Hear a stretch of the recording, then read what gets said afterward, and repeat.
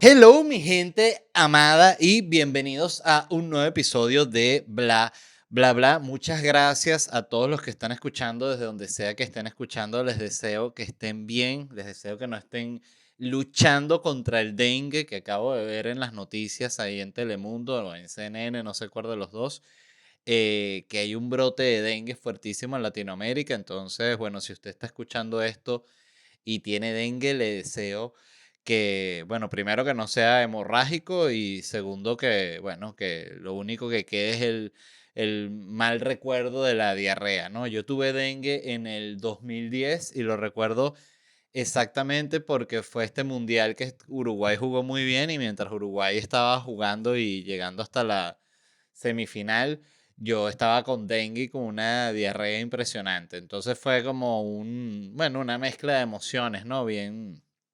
Es raro cuando uno recuerda así con nostalgia un momento en el que te sentías mal, ¿no? No es extraño ese sentimiento. Y pasa con todo, o sea, pasa con de repente cuando recuerdas un momento de tu vida que de repente no era el mejor, pero sientes como una nostalgia de ese momento, ¿no? Cada momento tiene como su encanto. Pero en fin, luchen contra el dengue, no se dejen vencer. Y yo pregunto, ¿no podemos ya extinguir al mosquito? O sea, si hemos extinto, o extinto, se dice así, a animales bellísimos que eran una cosa única y ya no existen, los borramos porque queríamos construir unas cabañitas en el bosque donde ellos vivían y entonces ese pájaro ya no existe o esa marmota o lo que sea, que son variedad de animales que hemos extinto los humanos. No podemos extinguir al mosquito que trae tanto problema, o es que el mosquito también, bueno, todos los animales forman parte de esta cadena fundamental, que si quitas el mosquito, que si hay un sapito que come el mosquito, entonces hay otra periquito que come ese sapito, y hay entonces una ardilla que come el periquito, entonces termina todo el mundo jodido, ¿no? Porque mataste el mosquito. Pero es un animal bien jodido el mosquito, ¿no?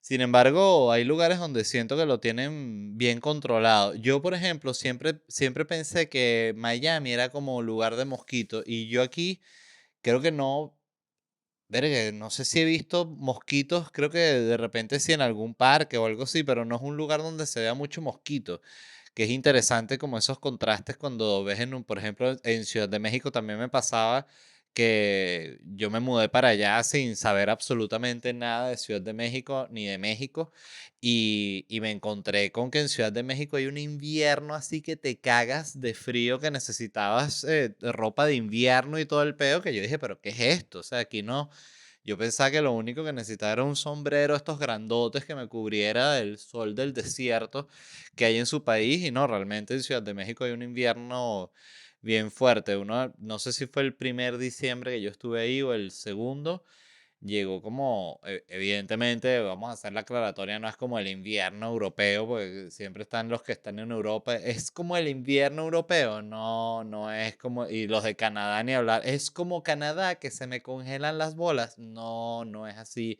es un invierno que te sorprende, porque no te imaginas a México así, pero recuerdo que llegaba hasta 1 grado, 2, 3 grados, o sea, se pone frío, frío. Eh, ¿De qué más les quería hablar? Hoy fue un día que debo confesar, estuve leyendo las noticias y no había nada que me pareciera particularmente interesante. Eso ya lo he hablado con ustedes, que son las personas que me escuchan. Me pasa cada ciertos programas, me pongo a leer noticias y digo, oye, de verdad que nada me parece interesante. Estuve escuchando un juicio que se está dando en la Corte Suprema de Justicia que me dejó muy loco todo lo que está pasando con eso. Ya vamos a llegar ahí, pero antes quería hablar de otra cosa, que es que en Twitter hicieron como una especie de hilo, ¿no? Que decía como que eran como celebridades venezolanas y decía cita y da tu opinión, ¿no? Y había cantidad de gente y entre esas personas me pusieron a mí, ¿no? Y un tipo pone como que responde a la cita y que me da cero risa él y José Rafael. Entonces yo fui a ver quién era él, ¿no? Pues me dio curiosidad y vi que era un tipo que es ingeniero informático, ¿no? Que vive en Colombia y decía te sigue, ¿no? O sea, cuando te sale, te sigue. Entonces yo dije, coño, me sigue este carajo, que es muy clásico la persona que te tira un hate, que en este caso me da cero risa. Bueno, cero risa es ya medio tirar medio hate, pero que te siguen, ¿no? Entonces incluso alguien, porque yo le di captura y lo publiqué así, lo tiré como para las llenas, ¿no? Así lo sentí yo. Porque a mí la verdad me importa cero. Además creo que es normal incluso cuando no te gusta algo, o sea, no tiene absolutamente nada de malo. Pero me causó gracia que la gente le empezó a dar búsqueda a su perfil y consiguieron que efectivamente tenía unos tweets que había ido al show y que le había pasado bien y otro tweet preguntando que cuándo nos presentamos. Entonces él mismo explica ahí, porque yo me puse a ver toda la conversación de él, porque claro, la gente lo empieza a atacar muy feo y ojo, yo lo gocé, me parece que se lo merecía. Pero, pero él decía, no, sí me gustaba en esa época, pero ya no, de un tiempo para acá no me gusta. Y siento que es normal, él se picó mucho, pero, pero siento que es normal cuando algo te deja de gustar. Y creo que también el comediante tiene como su propia, no voy a decir ni siquiera evolución, va cambiando porque a veces los comediantes no evolucionan un coño. Pero va cambiando como los temas que le interesan y va cambiando un poquito el tono, aunque se mantenga la esencia, ¿no? El comediante va variando y tú, que es lo más importante, vas variando también. Entonces a ti te dejan de gustar vainas que antes te gustaban. Eso a mí me pasa, o sea, yo sé cuando alguien lo puede vivir con el trabajo de uno, porque yo lo vivo con el trabajo de otros, que de repente me gustaron muchísimo durante un tiempo y ya no me gusta. Y ya, es así de sencillo. Siempre lo digo con el caso de John Oliver, que era un comediante y un show que yo veía muchísimo y me encantaba y era súper fan y ahorita no es lo que menos me provoca ver en la vida. Y eso no tiene nada de malo. Pero yo iba a mencionar esto por otra cosa. Ah, porque bueno, eso, creo que también que la gente de repente a él le gustaron algunos chistes al inicio y después le dejó de gustar. Es totalmente normal. Y es interesante como, que ahí quería conectar con cómo funciona la valoración de uno mismo con su trabajo, porque a mí me pasa mucho con yo que hago stand-up, que escribo un chiste que a mí me gusta mucho y que cuando lo digo X funciona, pero que no es el chiste que más gusta del show. Y yo me siento como un poco, no es decepcionado, pero digo como que qué interesante que funciona así. Y algo también que me da siempre mucha tranquilidad con ese tipo de chistes en particular es que cuando van amigos, colegas comediantes del show, ellos te suelen comentar, me gustó tal y tal chiste, que son esos que te gustan a ti, pero que no son los, como los vamos a decir, los favoritos del público o los favoritos del show. Y, y me parece muy curioso que los comediantes o que el artista pueda notar como lo que es una cosa que para el otro es especial, algo así. No sé si me explico.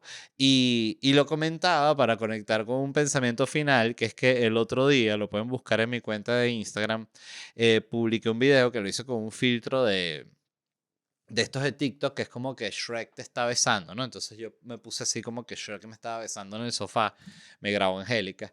Y que, por cierto, gozamos una bola grabando el video porque nos cagábamos de la risa. Y bueno, y grabamos eso como una joda. Yo literal lo vi en la mañana y le dije a Angélica, mira, grábame aquí, estaba todo espelucado así, así mismo lo hicimos y que bueno, coño, sí quedó bueno y tal. Bueno, lo subí y es como el video más exitoso que he subido en meses, ¿no?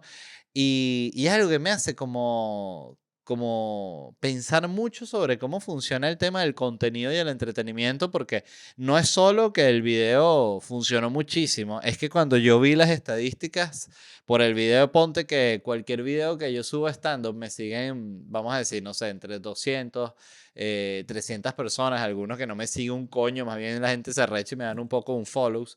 Y de repente subo el beso con Shrek y solo el videito ese como 6.000 followers, que yo digo, pero entonces, ¿qué tengo que hacer? ¿Puro video besándome con Shrek? ¿Qué es la vaina? O tengo que hacer pura vaina de esta en croma? O sea, te confunde mucho, y sobre todo en el sentido de lo que uno cree que es verdaderamente cómico versus lo que es cómico y ya, ¿no? Que en este caso es el beso con Shrek, pero que yo, por ejemplo, algo que digo en stand-up es una vaina, si no es una interacción con la audiencia, es algo que yo me senté a escribir y que yo le di medio un principio, un final y lo metí como que vamos a decir en formato y dije, bueno, esto lo voy a decir así, o sea, llevó mucho más eché mucho más coco para hacer un clip de stand-up que esta vaina con Shrek o el otro que bailé como con esa familia que está como al borde ahí en la ribera del lago de Maracaibo.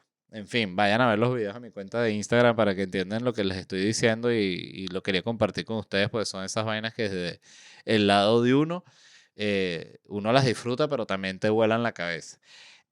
Ajá, lo que estuve viendo antes de entrar con lo de la Corte Suprema, que fue la noticia que más me gustó hoy, quería decirles rápidamente dónde me estaré presentando. Voy a estar en Miami el 15 y el 29 de marzo con Noches en Miami, mi show en Miami, por si no lo sabían. Les recomiendo también que vean aquí en el canal de YouTube los compilados de Noches en Miami, que ya van 7 episodios. Ahí pueden ver cómo es ese show para que vean cómo es la experiencia y si están aquí en la ciudad o van a estar, lo puedan incluir en sus planes. 15 y 29 de marzo en Miami, tickets en ledvarela.com y el 16 de marzo estoy con la segunda función de Noches en Orlando, que estará en el Orlando Museum of Art. No sé por qué dije Orlando, porque no es Orlando, es Orlando Museum of Art. Y luego sigo con la gira por Latinoamérica. Estaré el 22 de marzo en Santo Domingo, el 10 de abril en Cali, el 11 de abril en Bogotá, el 12 de abril en Bucaramanga, el 13 de abril en Cúcuta, el 14 de abril en Medellín, el 16 de abril en Cartagena y el 17 de abril en Barranquilla. Así que como pueden ver, voy a estar muchos días en Colombia. Me encantaría verlos en esos shows por allá. El 4 de mayo voy a estar por primera vez en mi vida presentándome en Puerto Rico, lugar que además tengo muchas ganas de conocer. Luego voy a estar en Canadá, en Vancouver, Toronto y Montreal en los primeros días de mayo. El 14 de mayo voy a estar en Seattle y a partir del finales de mayo estaré empezando mi gira en Europa, que voy a visitar Ámsterdam, Dublín, Londres, Múnich, Berlín, Zúrich, Oporto, Lisboa, Tenerife, Madrid, Barcelona, Valencia, Vigo, Coruña, Montevideo y Buenos Aires, que son de nuevo ciudades de estas que reprogramamos, pero bueno, las leí como si fuese Europa. Evidentemente Montevideo y Buenos Aires no quedan en Europa. Todo esto lo consiguen en ledvarela.com y por allá nos vemos. Ajá, volviendo al tema que les estaba hablando, que es el juicio que viene en la Corte Suprema sobre una discusión que se está teniendo respecto a cómo debe ser la censura de las redes sociales, ¿no? Eh, Aquí lo que pasó fue que el Tribunal Supremo de Justicia está discutiendo estas dos leyes, un tema un poquito, no complejo, pero que es muchas partes al mismo tiempo, ¿no? Son dos leyes, ¿no? Una de Florida y una de Texas, ¿no? Que la de Florida impide que las plataformas prohíban permanentemente candidatos para cargos políticos en el estado, o sea, que les cierren las cuentas, ¿no? Mientras que Texas prohíbe que las plataformas eliminen cualquier contenido basado en el punto de vista de un usuario, ¿no? Entonces, estuvo muy interesante porque yo vi que, no sé ni cómo vi.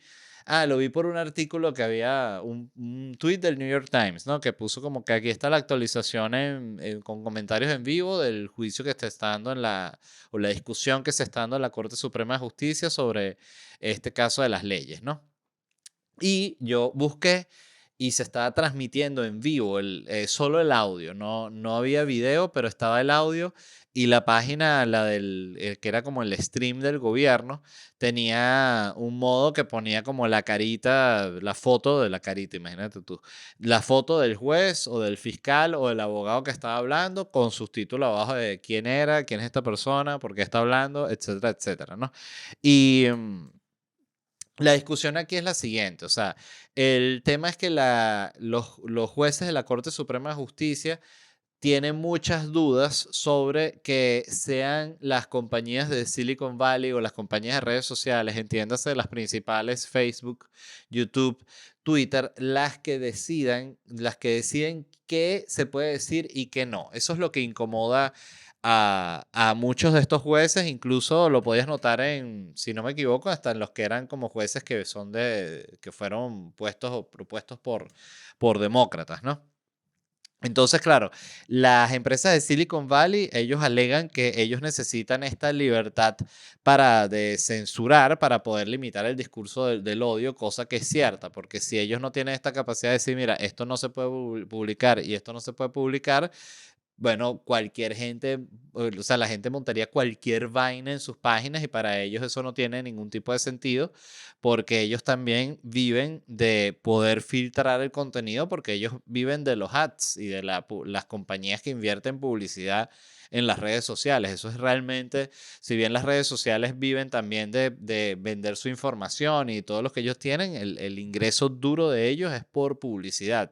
Entonces, si ellos no pueden controlar qué va a salir en la plataforma, evidentemente Coca-Cola no va a querer pautar y Samsung no va a querer pautar y Hyundai no va a querer pautar, entonces ellos van a perder un billetal que es el que ganan en publicidad porque entonces se te saldría que si un anuncio de Coca-Cola y después te sale una recomendación de, no sé, de cualquier loco llamándolo, no, no quiero ni decir las vainas porque lo cierto es que todavía existen esos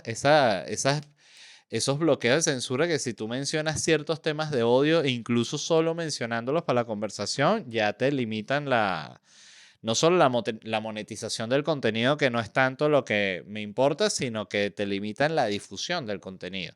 Entonces, el otro argumento del otro lado, vamos a decir que no es el lado de las redes sociales, es que ellos usan ese poder que tienen para censurar únicamente para, no solo para, evidentemente para filtrar el contenido, sino también para censurar a personas que piensan distinto a como piensan ellos, cosa que también es cierta.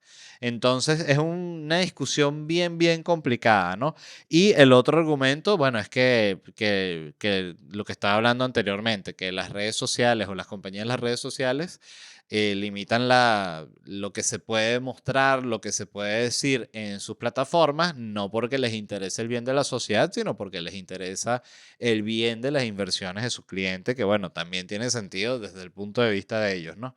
Em, Aquí en la discusión iba mucho, venía mucho el argumento de que, bueno, de que ellos son empresas privadas, que, porque el tipo que era el abogado que representaba a las empresas de redes sociales, que se llamaba creo que NetChoice, esa como conglomerado, lo que sea, él decía eso, que son empresas privadas, que cuando tú te abres un perfil en una compañía de esas, tú estás... ¿cómo se dice? Estás como que aceptando los términos y condiciones de ellos. Entonces, que al ser ellos una empresa privada, ellos también tienen la libertad de censurar lo que sale en su plataforma, que es cierto por un punto, pero daban también otra metáfora que me pareció muy acertada, que hablaban de como revolución tecnológica, la del telégrafo, ¿no? Entonces decía que, claro, el telégrafo es una tecnología y la gente se empieza a comunicar a través del telégrafo, ahorita, como ahora se comunica la gente a través del Facebook, a través del Instagram, a través del TikTok, pero el telégrafo es tecnología para la transmisión de comunicación. No es los dueños del telégrafo no censuran qué se dice en el telégrafo, o sea, pip, pip, pip, pip, pip, pip. Pues claro, entonces en esa época veías que estaban mandando desde Europa un mensaje pip, pip, pip, pip, pip, pip, pip, pip, pip, pip. Pip, pip, pip, pip, pip, pip, pip, pip, pip, pip. Así no es la clave Morse, capaz me gustaría saber qué estoy diciendo. Y el que está copiando el mensaje dice, ok, ¿qué dijeron? Que se vayan todos los migrantes. Coño, ese es un xenófobo que siempre agarra ese telégrafo del otro lado del continente, ¿no? Entonces es eso lo que sucede y habían como muchos puntos de lado y lado que me parece que tenían mucho sentido. Una cosa que me gustó mucho y que me sorprendió es que el juicio estuviese en streaming, en vivo y que tú estuvieses a los jueces, estuvieses escuchando a los jueces y al abogado que representa a esta gente y al fiscal que estaba representando al lado de Texas ahí que estaba también como que defendiendo su lado de la ley y todo eso en vivo, ¿no? Con los nombres de los jueces, con todo. Yo, como venezolano que soy, me sigue sorprendiendo y eso me impresiona mucho cuando hay este grado de transparencia en discusiones tan importantes, ¿no? Porque uno está tan acostumbrado al secretismo, al juicio raro y a todas estas vainas que estas cosas simplemente sorprenden y es loco, hasta conmueven. O sea, tú dices, wow, qué conmovedor que estén teniendo la discusión así público, ¿no? Entonces, bueno, eso es la discusión era esa, ellos querían que la exigencia por el lado de las redes sociales es que decir que estas leyes de, que hay en Texas y que hay en Florida son inconstitucionales porque violan el derecho a la libertad de expresión de ellos como plataforma. El argumento por el otro lado es que ellos, al ser una empresa privada, no tienen ese derecho, ¿no? Era como que, o sea, la tienen los individuos, pero no ustedes. Es que, como les digo, es muy complejo, hasta yo me confundo. Con permiso, voy a tomar café. Pero es un juicio que tiene muchas implicaciones porque si la Corte Suprema valida esas leyes, ya eso sienta un precedente en el que otros estados pueden empezar a aplicar eso y ahí no sé ni siquiera cómo funciona, si ya pueden promover una ley a nivel nacional, pero es algo que va a suceder y que está pasando en este mismo momento, que es esa discusión en la cual ya se van a definir legalmente cuál es la función realmente de las redes sociales como plataforma, porque decía también que el abogado de las redes sociales decía, no, que nosotros somos como un periódico, por eso nosotros, pues, la información tú llegas y nosotros la filtramos para que todo lo que te llegue tenga cierto nivel de esencia, ¿no? Entonces le decía el tipo como que no, ustedes no son un periódico, ustedes son un transportador, o sea, de nuevo, ustedes son tecnología. Y esa discusión me pareció muy interesante porque yo personalmente sí creo que son tecnología. Y otro ejemplo que daban sobre la competencia, pues decían y que bueno, sí, está Twitter, qué sé yo, que es por la que una de las principales redes sociales por las cuales se mueven noticias, dice, pero hay otras compañías que ofrecen lo mismo que Twitter y que tú te puedes inscribir y dice sí, pero dan el caso de Threads, de la vaina de Facebook, que la lanzó Facebook para competir con Twitter, con toda la plataforma que tiene Facebook detrás, con todo el billete del mundo y fracasó rotundamente contra Twitter. Entonces eso de que la libre competencia te das cuenta que no es tan cierto porque ya hay unas que están establecidas y que es como si tú digas ahorita, no, yo voy a lanzar una vaina que tumbe YouTube. Coño, mucha suerte, de verdad. O sea, es difícil porque es como decir, voy a lanzar un refresco que tumbe la Coca-Cola, voy a lanzar un zapato que tumbe Nike. O sea, no, a tu producto le puede llegar a ir muy bien, pero es muy difícil que tú vayas a tumbar a una de esas súper establecidas, y menos ahorita que están como en su pico de poder y difusión. Entonces, es muy, muy interesante esto que está pasando con este juicio porque define legalmente qué va a suceder de verdad con lo que pueden hacer o no pueden hacer las redes sociales, a nivel de censurar contenido y con cómo se va a mover legalmente una vez que si ellos si aprueban eso, si ellos van a dejar de operar en Texas y en Florida, entonces no va a haber Instagram y si vives en Florida, que bueno, para mí sería horrible, ¿no? Pues yo vivo en Miami y yo, sí, prácticamente vivo de la difusión en Instagram, así que, verga, otra migración. Cuando cerraron el Instagram en Miami, me tuve que ir para Charlotte, o no sé, cualquier vaina, ¿no? Charlotte, por cierto, bella ciudad, me encantó. Muy verde se veía y todo el mundo anda como en una bicicleta y un pedo en un trail por una montañita. Em, pero de nuevo, para que estén pendientes con esa noticia, porque está muy, muy interesante. En otro orden de ideas, quería hablar de una vez que estuve en un coro infantil que era de puras niñas, ¿no? Que solo habían niñas, porque yo estuve en varias actividades cuando era niño. Recuerdo que mi mamá me metió en fútbol en el colegio. Primero estuve en natación, si no me equivoco. Yo era asmático de niño, aunque creo que cuando eres asmático toda tu vida. O sea, yo pasé gran parte de mi niñez metido en un hospital, cosa que creo que también me define mucho como personaje a mí, porque era era una ladilla lo del asma. O sea, yo recuerdo que yo pasaba, era muy normal para mí que me llevaran con un ataque de asma siendo un niño muy pequeño, no sé, desde pequeño que no recuerdo hasta pequeño, toda mi niñez como hasta los 10 años, calculo yo, muchos ataques de asma, ¿no? Y me llevaban a emergencia y era para mí normal estar ahí en el hospital en emergencia con la mascarilla y con la vía que te pasaban con el un broncodilatador, me imagino. De hecho, yo recuerdo que yo aprendí a leer en el hospital porque me ladillaba y estaba despierto en la noche con el ataque de asma, pero ya una vez que me internaban era recho porque era como que yo recuerdo de niño que era como horrible la aceptación de que tenía que ir al hospital, o sea, que yo ya casi que ni podía respirar y mi mamá, ¿qué? ¿Y cómo? ¿Pero cómo te sientes muy muy mal? Y yo dije, perfecto, y no podía ni respirar. Y, y cuando ya me llevan al hospital era como que coño, qué horrible, porque toda mi angustia era que me iban a inyectar, ¿no? Y, pero ya una vez que me habían inyectado y que ya yo sentía como el alivio que venía con el tratamiento, era como que había como un momento vamos a decir, de paz muy extraña en el hospital. Y yo empecé a leer ahí con estos libros de Kino, que eran los que se compraban en mi familia, los libros de Kino, el de Mafalda, pero no, o sea, teníamos Mafalda y con Mafalda fue que empecé a leer, pero teníamos también estos libros de Kino que son como temáticos, que hay uno como de cocina, hay otro que es como de, no sé, como simplemente son dibujos, viñetas de esas cómicas. Kino a mí me parece un genio.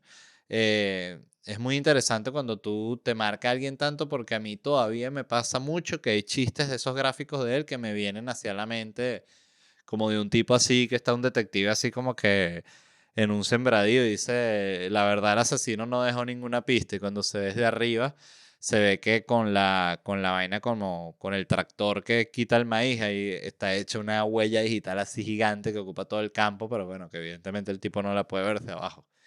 Eh, Tonterías así, pero era como muy imaginativo y recuerdo ser un niño que me encantaba ver esos libros. Y me metieron en natación por ser asmático, lo recomiendan mucho. Entonces estuve en natación. En natación a mí no me gustaba, yo odiaba nadar. Hasta el día de hoy no me gusta. O sea, me gusta estar ahí, me gusta estar en la playa, pero en el agua un ratico nada más. Yo le tengo como medio miedo al mar y al agua en general.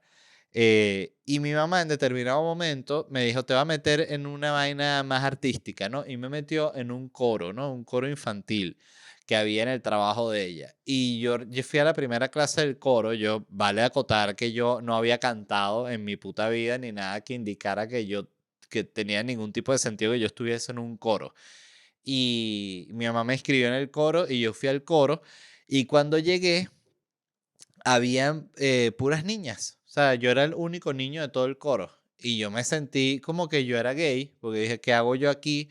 Y interesante cómo funciona el cerebro del niño, porque ahí que si no puedes decir que no, que a la gente le siembra en la cabeza. O sea, esa fue mi reacción natural, fue, si yo estoy en una vaina y soy el único niño en una vaina donde solo hay niñas, significa que yo soy gay. O sea, eso fue inmediato y natural en mí. Yo tenía no sé, 10 años, una cosa así.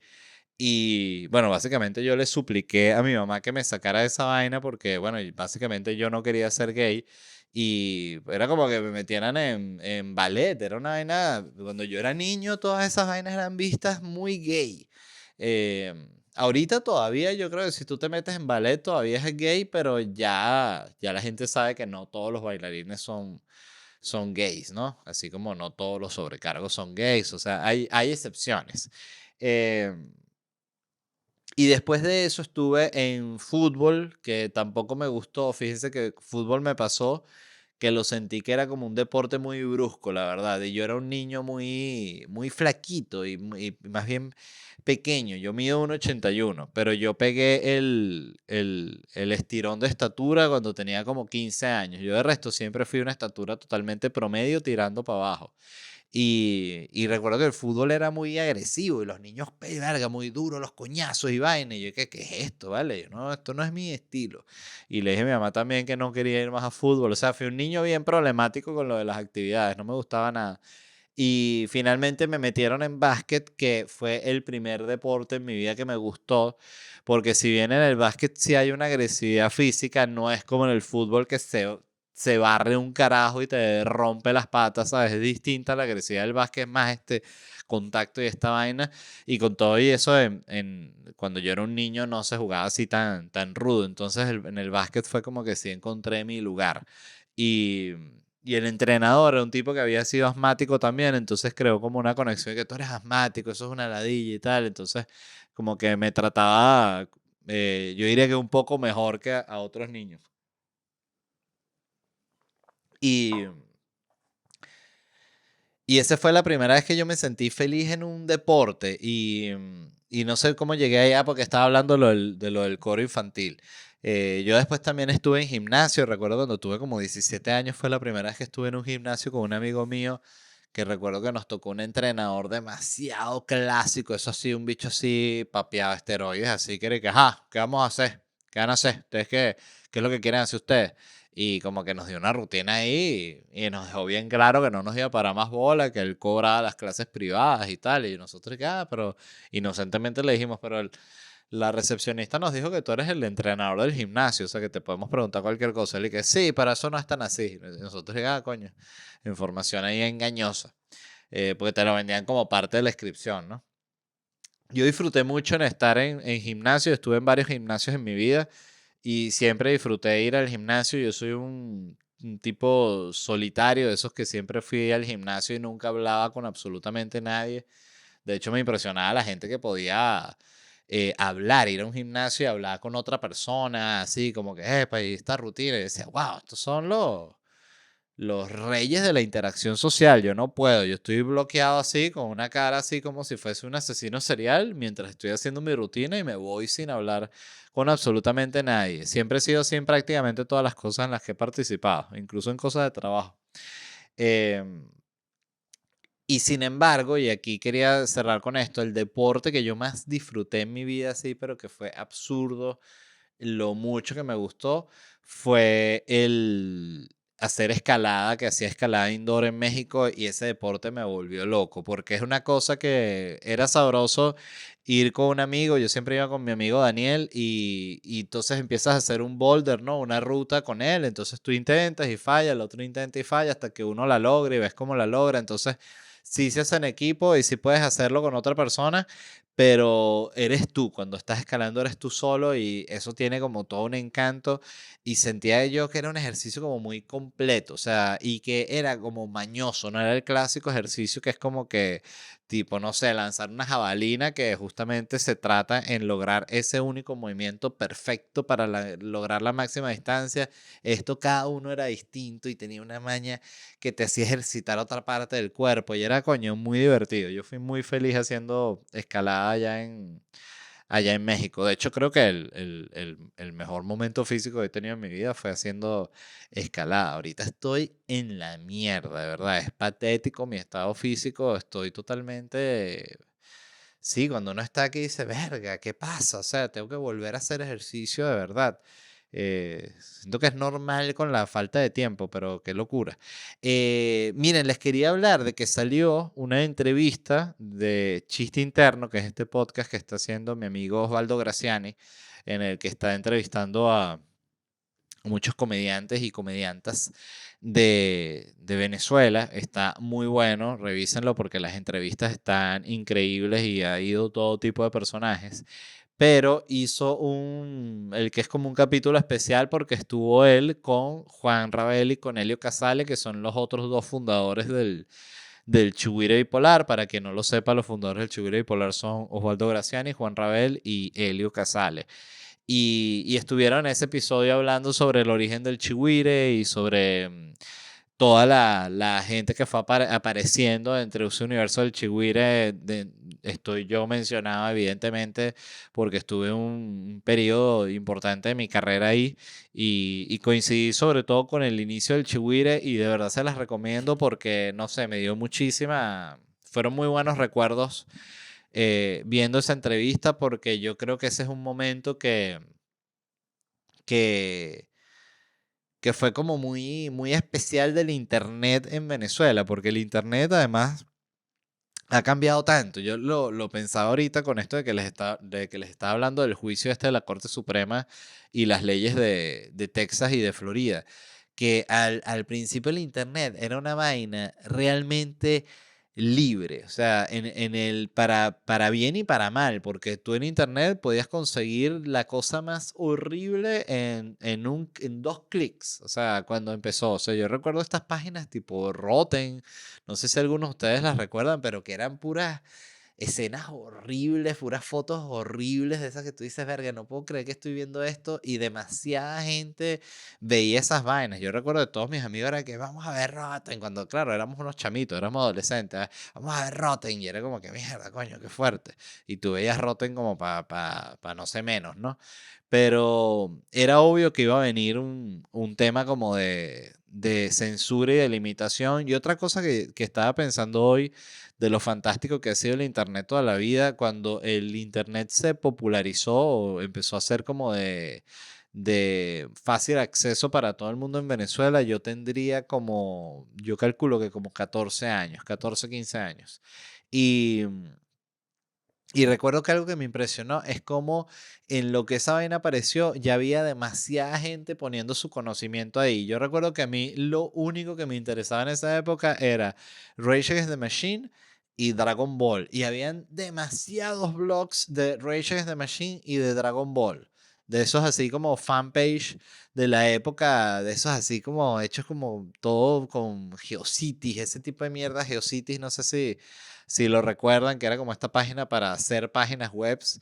Y de hecho yo recuerdo que llegué a tener una página de esa de GeoCity que sí, de Dragon Ball que hice, porque a mí me encantaban unas páginas de Dragon Ball que eran, tú las guardabas en los favoritos y eran páginas que sí que analizaban el poder que tenía cada personaje y tenían como una escala con todos los poderes y de todas las temporadas, y habían hasta unas temporadas y yo vi que yo no había visto, que si Dragon Ball GT que no había salido ya estaba ahí, yo, coño, está ahí nada, y además te das cuenta que no, esto es viejo, esto no estás pasando ahorita, que era como a veces yo creía que sucedía con ciertas comiquitas. Y, y de Rage Against the Machine también habían demasiados blogs hablando de la banda, la biografía de cada uno de los integrantes, y eso estamos hablando de que era un internet totalmente primitivo. Y todo ha sido evolucionando y ya es de un acceso tan grande que evidentemente en algún momento, como pasó con la televisión y como pasó con la radio, se iban a tener que crear leyes para limitar lo que se podía decir ahí, porque en lo que todo el mundo tiene acceso, tienen que crear estas leyes y tienen que empezar a regular. Siento que eso es inevitable en todos lados. Y de hecho, fíjense, en los países que son más autoritarios es donde más claros están de que la concentración del poder consiste en limitar el Internet y de ver y de tener bien como controlado qué es lo que puede ver la gente, sí o no. Entonces eso es como muy curioso y siento que cuando surge, para volver al tema del chihuire, cuando surge el chihuire era un momento que había como una explosión como en la identidad venezolana dentro del internet, cuando como que surge Twitter Venezuela como mundo y están todos estos tuiteros que ahí hablan y que ahí conversan y que ahí participan de la conversación nacional pero internacional también, y recuerdo que era una época en la cual esas cosas funcionaban mucho. Yo que tenía esta cuenta de Simón Bolívar, recuerdo que funcionaba muy bien y que la gente la vacilaba mucho y todo eso cambió mucho. O sea, incluso el personaje, creo que el Chihuire. Fíjense que ahorita es página web y obvio que es página web desde hace años, pero antes siento que la gente lo consideraba más un personaje y ahorita se ve más como un medio, no sé si me explico. Antes era más normal ese tema del personaje en internet que decía unas cosas, ¿no? Por eso dice ahí, hay un extracto que lo subieron en redes sociales que está diciendo Juan Rabel que cuando querían extender el personal del Chihuire, él estaba entre contratar a Nanutria y un usuario que se llamaba el Huevo Totote. Que además recuerdo de ese momento y se me refrescaron cantidad de memorias viendo ese episodio, por eso me encantó, porque yo cuentan ahí, por ejemplo, también que yo fui a mi primer día de trabajo en Shore y eso estuvo cool que lo contaran porque cuando lo cuenta Juan, yo me quedé pensando y que yo fui el primer día, era esas vainas que había borrado de mi memoria por completo y de repente recordé todo, que claro, a mí me contratan para este trabajo que además fue importantísimo para mí porque fue mi primer trabajo en la comedia y era para mí, de hecho, una de las razones por las que yo dejé la carrera de arquitectura fue porque me ofrecieron este trabajo y yo dije, yo no voy a estar siguiendo intentando arquitectura que claramente no me gusta y claramente no es a lo que yo me voy a dedicar. Igual me gradué de esta vaina o voy a intentar de full esta oportunidad o esta puerta que se me está abriendo hacia el mundo de la comedia y fue para mí una cosa, de hecho yo recuerdo la tensión y la ansiedad de esos días desde que tuve la entrevista a que me respondieran si me daban el trabajo o no, para mí era súper importante y lo fue, ¿no? Y cuando finalmente me contratan y me ofrecen el trabajo, ellos se estaban mudando a oficina, ellos me entrevistaron a mí en una oficina que de hecho me causó también curiosidad que había cosas que yo las recordaba mejor que ellos, a pesar de que yo fui una sola vez para esa oficina, o dos veces nada más. Y estaban saliendo de esas oficinas y habían rentado una casa a la que se iban a mudar las dos compañías que funcionaban en esa oficina. Eh, y yo arrancaba mi trabajo, a pesar de que ellos estaban instalados ahí en esa oficina, yo arrancaba mi trabajo, ponte como una semana después, porque además era una cosa así como que era Semana Santa y algo así, había algún tipo de festividad. Y después de esa semana como que arrancaba el trabajo el lunes tal, ¿no? Y, y qué pasa, que yo ese fin de semana todo esto lo digo para explicarles que para mí era demasiado importante este trabajo y yo me lo tomaba muy en serio. Yo siempre he sido así como muy formal con todas mis vainas, ¿no? Y, y era súper importante para mí y yo me puse a jugar como que futbolito, una vaina así el día antes. Esas clásicas que te invita un pana que van para jugar un básquet, un futbolito, una mierda así.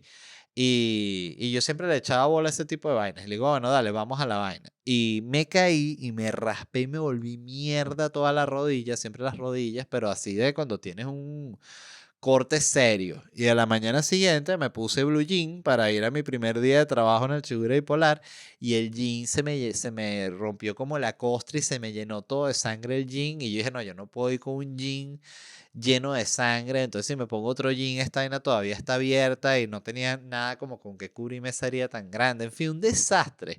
Y dije, nada, me voy a poner un short de playa, yo solo tenía short de playa, de hecho yo llegué a tener bermudas, ahorita tengo unas bermudas y yo llegué a tener bermudas ya hace nada, hace 4 años, yo antes tenía, si era short de playa, ese short era el mismo para dormir y todo era un short de playa. Y me puse mi short de playa y así me fui a mi primer día de trabajo en el Chihuahua, pues tenía la rodilla toda cortada. Y yo me sentí mal yendo en short. Entonces también Juan siempre lo repite, y llegó en short, ¿no? Entonces yo, coño, atormentado otra vez llegué en short. Porque soy igual que él, yo soy como, conservador de que yo creo que si te dan un trabajo así, tú vas ahí a trabajar por una oficina, no te llegues, no hay problema con que vayas en short, pero no te llegues en short el primer día. O sea, el primer día trata de llegarte un pantalón como para ver, medir cómo es la situación, cómo está viniendo la gente a trabajar y ahí tú mides, pero no te llega, ¿qué pasó? Short y chancleta. No, así no.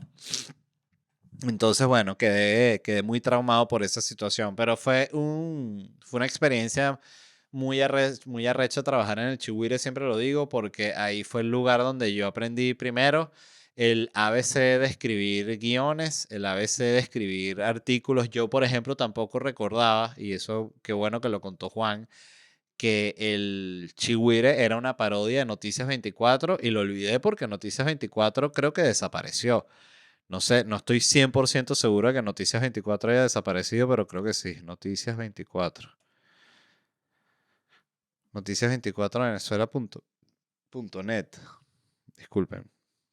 Ah, no, sí sigue. No, no sigue. Sus últimas noticias son. Ah, no, sí sigue, pero tiene aquí en la portada una noticia del 2022. Esto está como raro. 23 de febrero del 2024. Eso es hace 3 días.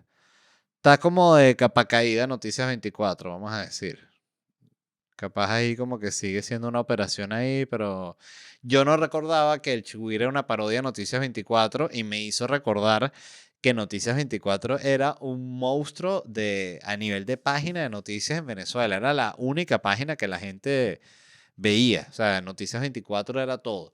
Y que fíjense que como surge el Chigüire como parodia de Noticias 24 y ahorita Noticias 24 no existe y el Chigüire se convierte en una institución de la comedia moderna venezolana. Eso me parece que vuela la cabeza. Y siempre hay una gran enseñanza detrás del éxito del Chihuire y es la constancia, que siempre estoy hablando de eso. Ellos nunca pararon en lo que arrancó esa página a tener semi éxito, porque es que simplemente la gente empezó a compartir las noticias y empezó a funcionar. Versia, o sea, nunca han parado. De hecho, yo recuerdo algo que estoy ahorita recordándolo en este mismo instante, que fue un momento en el que eh, Juan, porque empezó, la página empezó y como que el Chihuire no era tan grande en Twitter, o sea, tenía una buena cuenta de Twitter, pero normal. Y hay un momento en que la cuenta del Chihuire explota y se convierte en una de esas cuentas de cientos de miles de followers demasiado grande en Venezuela. Y Juan se da cuenta de que muchos de los artículos que habíamos posteado antes de, de la explosión del mismo Chihuire, la gente nunca los había visto. Es algo así como que imagínate que tú eres un cantante y te escuchan 100 personas y tú eres el mismo cantante y estás sacando canciones y discos para esas 100 personas y de repente te pasan a escuchar 10 millones de personas y te das cuenta de que esos 10 millones de personas nunca han escuchado estos discos que tú sacaste antes, algo así. Entonces Juan se volvió un adicto de publicar esas noticias viejas porque eran views y views y views y ya lo jodíamos como que, coño, otra vez vas a publicar esa vaina vieja. Sí, esa se ha publicado poco y tal. Y obsesivo arrechamente con los views, Juan, que eso me encantaba porque yo también era así en el sentido de que muy competitivo y de querer tener más y más audiencia, ¿no?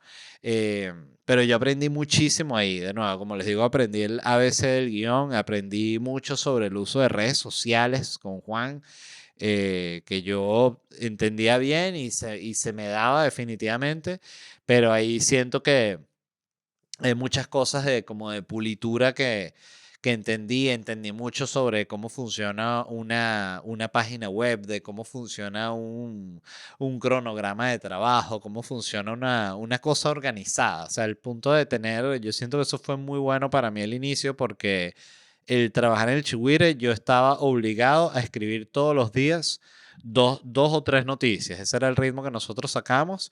Y de cuando yo estaba contratado ahí, ser como el motor principal de lanzamiento de premisas. Entonces, eso es lo que yo hacía ahí, era como que armar un mail y había una noticia que era, qué sé yo, eh, reducieron el cupo Cadivi, cualquier vaina.